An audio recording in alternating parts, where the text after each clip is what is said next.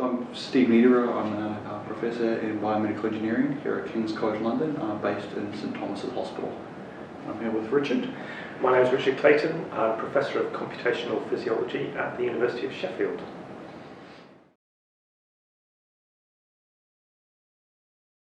So we started thinking about this program back in 2015 when we started to see the computational models of the heart were starting to be used in applications. So we're moving from using these models which represented the cellular function and the organ scale function of the heart, and would often be used to study the physiology of the heart or study support experimental research, often in small animal or animal studies. And people were now starting to use these in clinical applications or in drug discovery or in drug safety or in device production. And that meant that we needed to move from having a singular answer, where you had a model which made a point prediction, to saying we started to kind of encounter or account for some of that uncertainty that we had in the models, so that we were able to say not only what model prediction was, but how confident or how reliable that prediction was. So that was really the motivation for starting to think about bringing some of the statistical methods into the modeling community, and the Isaac Newton Institute was a fantastic vehicle for that.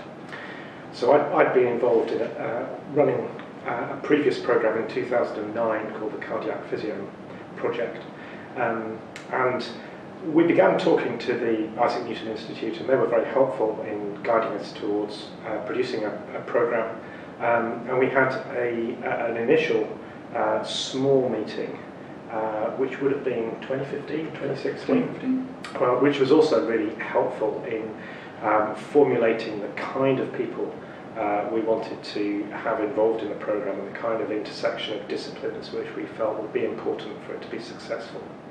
So what we did with the meeting was to bring together people from different backgrounds. So we had people who came from what would be the cardiac physio type background. So people who have been working very focused on making mathematical models of the heart, often by solving partial differential equations using finite element or finite difference methods.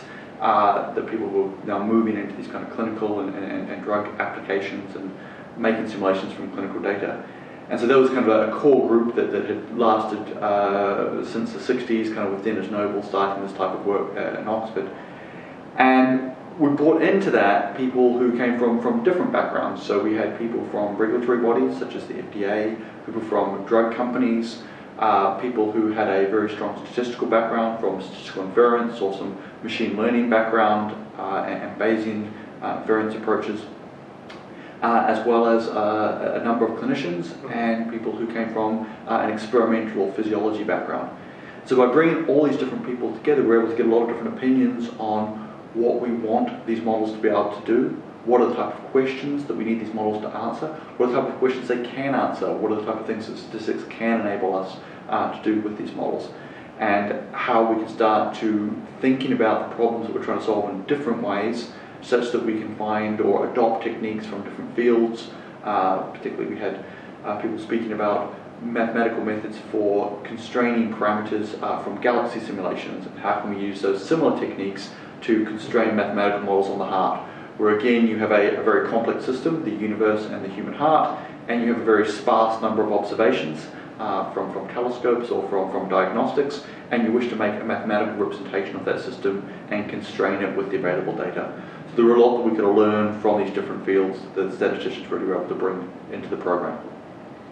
We also had an ongoing collaboration with a group in Australia who were able to run experiments on single cells overnight in UK time. So there was a very interesting interaction going on throughout the program to do with calibrating models of particular ion channels in the heart, where there'd be ideas about protocols and so on being developed during the day, and then experiments being run overnight, and then the experimental information being analysed the following day. So that was quite an interesting feature of the program.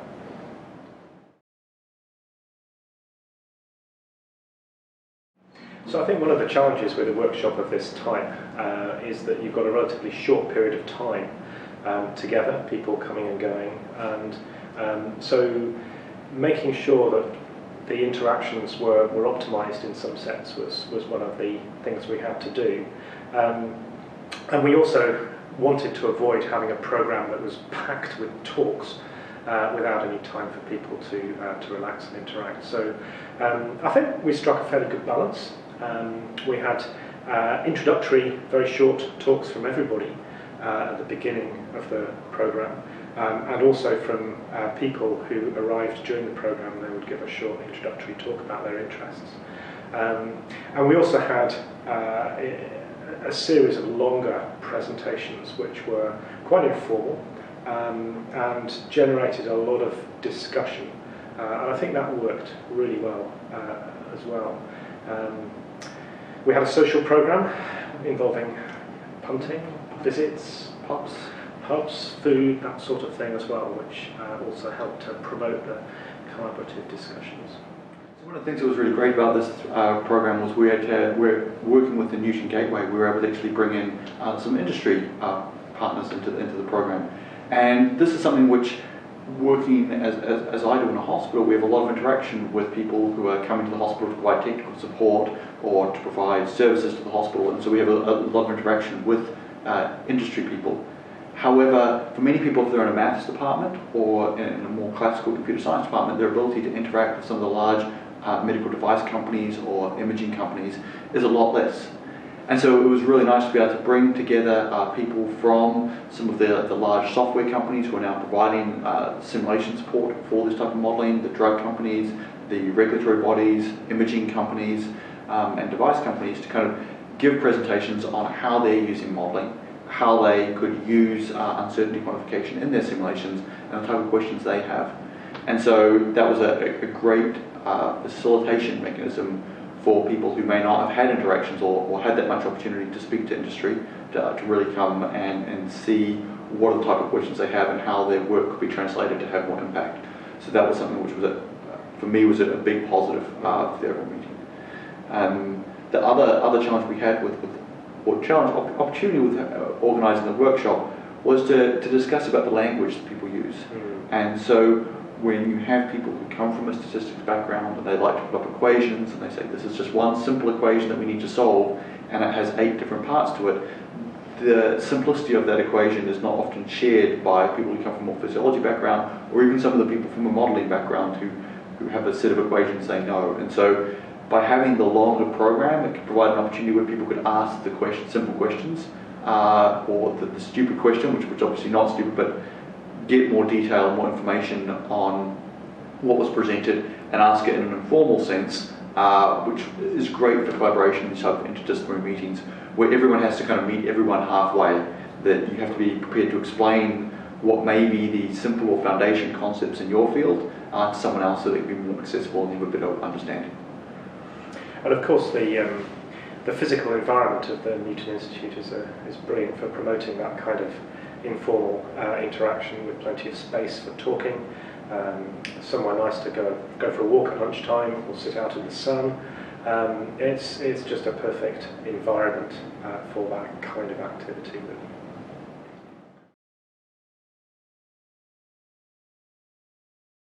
So one of the areas the Fickle Heart program, the kind of the work in that area is moving into, is into predicting how patients will respond to therapy. So when we think of how we classically diagnose patients, or how patients are classically treated, they come in to see their doctor, they have a series of measurements made, and a diagnosis is made, and then the doctor will then make a decision for that individual patient based on the response of hundreds or thousands of other patients who have had similar properties or attributes and on average had a good response to their treatment. And so with modelling, there's really an idea that we should be moving not from this kind of population-based treatment of individuals to be looking at how we can treat individuals based on their own individual physiology and their own pathology. And that computer simulations are a very powerful way to do this, because they allow you to predict how a patient will respond to a therapy.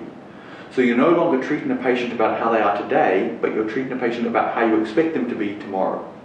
And so that is a way which, if effective, could be fantastic for identifying how we should determine the optimal treatment of each individual patient. Now when we do this, we're now going to be making measurements from a patient, constraining a mathematical model, and then making a prediction of how that patient or model will respond to some perturbation from a treatment. And when we're making predictions initially, we would run deterministic models. So this would be a single model with a single parameter set, which was the best parameter set we could find to match the data we had for that individual. And we would make a single prediction. And so we would make a number to say, we think the amount of blood that the heart will eject will increase by 20%. And then the doctor would treat the patient, and it would say that the amount of blood that was ejected by the heart increased by 23%. Now, in that context, we don't know, is the model right or wrong? And that was what the doctor would want to know. Can we rely on this model? If I do this again, are we likely to be as close or further away? Why were we as close as we were, or why would we be further away? And so this is where we wanted to really start adopting some of the techniques from meteorology, or from weather prediction, or from petroleum engineering, or from space prediction, where you start to encode some of the uncertainty in the data and uncertainty in the model in your predictions, so that you were no longer saying we will predict the heart will increase ejection by 20%, but you're saying 20% plus or minus 4% or 5% based on the data that we have available. And that provides the doctor with some, both an ability to see if the model was correct, but also it provides a context for how confident we are in those model predictions. And there's a number of other problems that come with this change in thinking about how we might use models of the heart in a predictive clinical setting.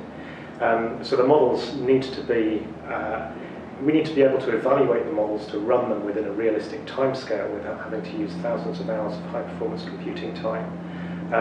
We need to take on board missing data. We need to take on board noisy data, or images which are less than perfect in quality. So all of these things need to be built into the model so that we can get the error bars that Steve's been talking about. So the doctor knows whether to trust the model prediction, or maybe on this occasion not to, and to go back to the more traditional way of making the diagnosis and deciding on the treatment.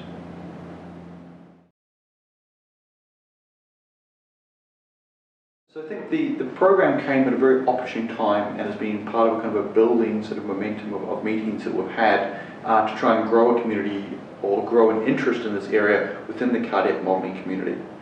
And really within the cardiac modelling community, if I look back to when I kind of started my PhD, the questions we had there were, what were the equations we should be solving? And I think that broadly now there's a consensus as to what are the mathematical formulations we should be using to model the heart, or at least the electrics and the mechanics. And there's now, the challenge after that became, how can we solve those equations at scale? So when we started, we were often making models of very small hearts or idealized hearts, and these would fit in on the supercomputers of the time, which would have 32 or 64 cores, which represent a current desktop. And then we eventually got to a point where we were then able to solve human heart, or models of human hearts, and we could solve those on clinical timescales. And kind of a whole beat could be simulated using a very large computer, but within a matter of minutes as opposed to a matter of days. And so once as a community we've moved from what equations we should solve, being able to run these equations quite confidently using high-performance computing, we then had a question of how do we build these models in a robust way, and how can we interpret these models? And so that really led to this idea about formalizing how we do parameter inference for these models, accounting for the uncertainty, accounting for the data, and how we can interrogate those models for saying what are the predictions we can make, but also how can we do sensitivity analysis, how can we move from local sensitivity analysis to global sensitivity analysis, how can we account for this uncertainty. So those are the kind of the point that this meeting has moved us towards, and really brought more people on board with that way of thinking. When we think about moving forward, this has kind of led to discussions between us and people in America and the regulatory bodies about how we can use some of the resources that we're making in our institutions in projects or programs by these regulatory bodies, developing better ties between the UK and Europe and people in America, where there's been work from both communities but not necessarily as much communication. And I think the kind of the international element of the Newton Institute really helped facilitate that. So the program was really part of the maturing of cardiac modelling as a field, and as we have become more clear about what it is we want to be modelling, the kind of applications that cardiac modelling has for drug safety testing and in the clinical setting as well. There's an increasing realization that the kind of questions that we focus on about variability and uncertainty, and which model to choose, what is a good enough model, these kind of questions, which were part of the focus of the Fickle Heart program, are something which our community is gradually getting to grips with. So the program at the Newton Institute was very much part of this process of maturation and spreading out to application areas.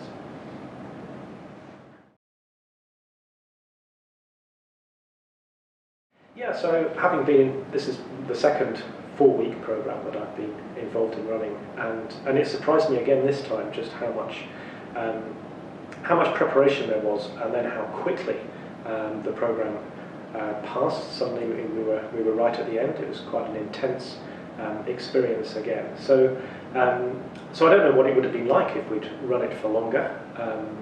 We decided not to do that, but yeah, it was over quite quickly, and it was quite intense.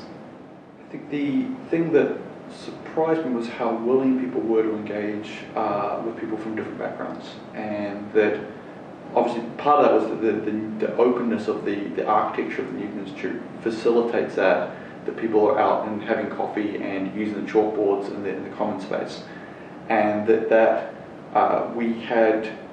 brought people together. And the other thing that surprised me that we would plan for but I hadn't anticipated would be such a positive thing was having people of a mix of different people with a different mix of career progression.